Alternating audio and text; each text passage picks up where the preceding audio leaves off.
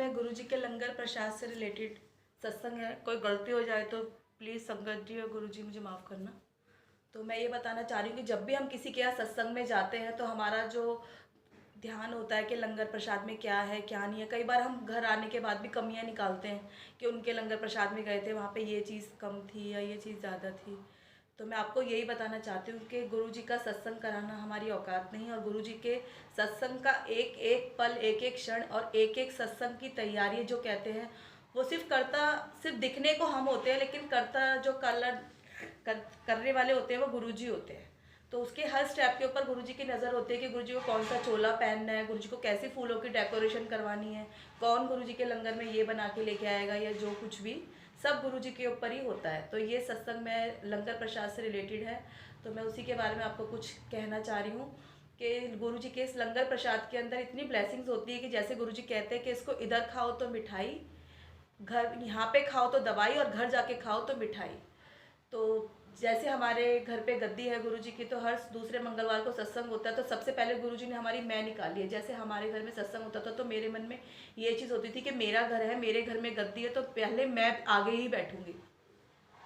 तो संगत जी बहुत संगत आया करती थी सत्संग में, आज भी आती है। तो मैं एक बार सत्संग में बैठी हुई थी, शुक्राने का टाइम हुआ, तो आंटी मुझसे बोलते कि नीतू आंटी खड़ा प्रसाद कहाँ रखा हुआ है। मैं उनको देने के लिए बस गुरुजी की प्लेट लग रही थी लंगर की, मैं जैसे ही अंदर गई हूँ तो शुक्राना चल रहा था, शुक्र दातिया तेरा शुक्र दातिया। जैसे ही मैंने एंट्री करी तो देखा वहाँ पे एक रेड कलर के सूट में बड़ी खूबसूरत सी आंटी मेरी जगह पे बैठी हुई हैं। मैं वहाँ से आई, मैंने आके उनको हिलाकर बोला कि आंटी प्लीज़ आप यहाँ से उठ जाओ, यहाँ पे मैं बैठी हुई थी। तो वो कह रही है अब मैं बैठ गई, मैं नहीं हटूँगी। मैंने कहा आपको पता है ये सत्संग किसके घर हो रहा है? ये सत्संग हमारे घर हो रहा है, मेरे घर है ये मेरे घर गद्दी लगी हुई है, मैं करवा रही हूँ ये सत्संग। तो सॉरी बोलती हूँ गुरुजी को कि हमारी गुरुजी ने हमारी मैं ही ख़त्म करी है, कि जब हमारे अंदर हमारी मैं ही होती है तो उसमें परमात्मा कभी वास ही नहीं करता। तो वो आंटी मुझसे बोली कि मैं तो नहीं जाऊंगी, और यहाँ पे गुरुजी की गद्दी लगी हुई, तो ये घर तेरा नहीं है, ये गुरुजी का। मेरी फिर उससे औरत आंटी से 2-3 बार मैंने उनको बोला कि हट जाओ हट जाओ। जब तीसरी बार बोला तो वो शायद उनको कहीं ना कहीं बुरा लगा, और वो जैसे ही उठ के जाने लगी तो इतने में ही लिफ्ट के पास से मेरे अंकल ने उनको हाथ जोड़ने लगे, और उनको हाथ जोड़ के फिर लाके उनको वहीं संगत के अंदर बीच बैठा दिया। ये चीज़ मैं दूर से देख रही थी, मुझे भी बड़ा अटपटा सा लगा। मैंने कहा जा रही है तो जाने दो ना, ये मेरे अंकल क्यों उनके आगे हाथ पैर जोड़ रहे हैं ऐसे।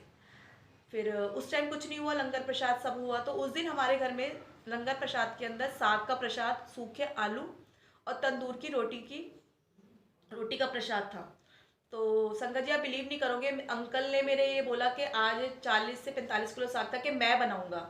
मैंने इनको बोला कि इतना सारा साग आप नहीं बना सकते, तो बोले नहीं आज मैं ही बनाऊंगा। पता नहीं क्यों गुरुजी का आदेश है, मैं ही बनाऊंगा। हमने छत के ऊपर अपने बड़ा वाला चूल्हा लगा के साग प्रसाद बनाना शुरू कर दिया। जब लंगर का टाइम हुआ 2:30 बजे भोग लगने का, तो 2:30 बजे के बीच में ही कितनी संगतों के हाथ उस साग प्रसाद की सेवा में लगे। कोई आ रहा है, मतलब मैंने कहा आंटी इसमें छौंक लगेगा, तो किसी ने 2.5 किलो प्याज लेके, टमाटर लेके हमने तड़का लगाया, मिर्चें गेरी, 250 ग्राम हरी मिर्च गेरी और लाल मिर्च गेरी। कुल मिला के मतलब उसके अंदर जैसे बनना चाहिए उससे एक्स्ट्रा ही सामान गेरा। लेकिन जब लंगर प्रसाद खाया गया तो संगत जी आप बिलीव नहीं करोगे, मैं जितनी भी संगत बैठी हुई थी मैं सबको देख रही थी। सबके जो फेस के एक्सप्रेशन थे वो ऐसे भयंकर हो रहे थे कि वो मुझे देखकर या गुरुजी की तरफ देखकर बस उस टाइम कुछ बोल नहीं रहे थे। बट वो कोई खड़े प्रसाद के अंदर साग को मिला के खा रहा है, कोई कैसे उसको खा रहा है, कोई कैसे, मुझे समझ नहीं आया। मैंने कहा आज क्या हो रहा है।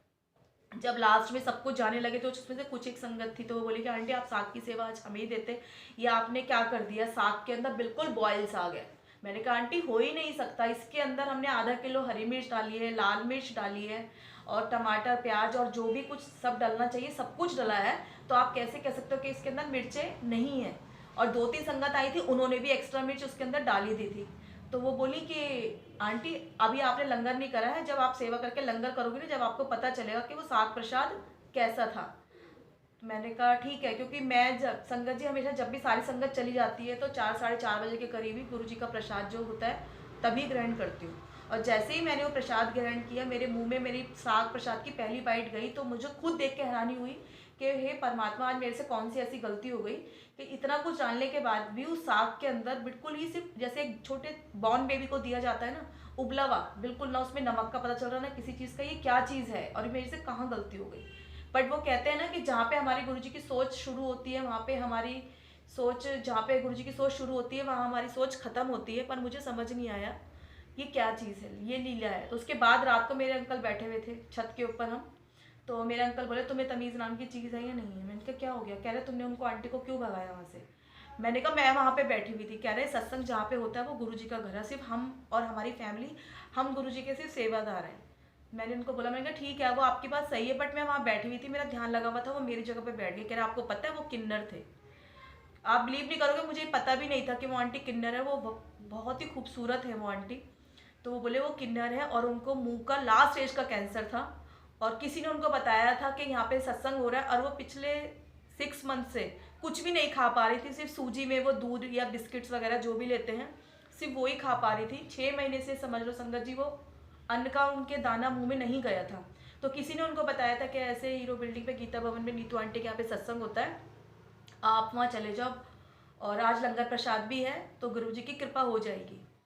तो क्या वो मुझसे बोले कि वो आज वो आई थी और वो भूखी थी, और उनकी वजह से ही आज ये गुरुजी ने बताया है कि जो साग प्रसाद बना था वो सब कुछ फीका, मतलब उसके अंदर इतना कुछ भी डालने के बाद भी सब कुछ जैसे ना के बराबर।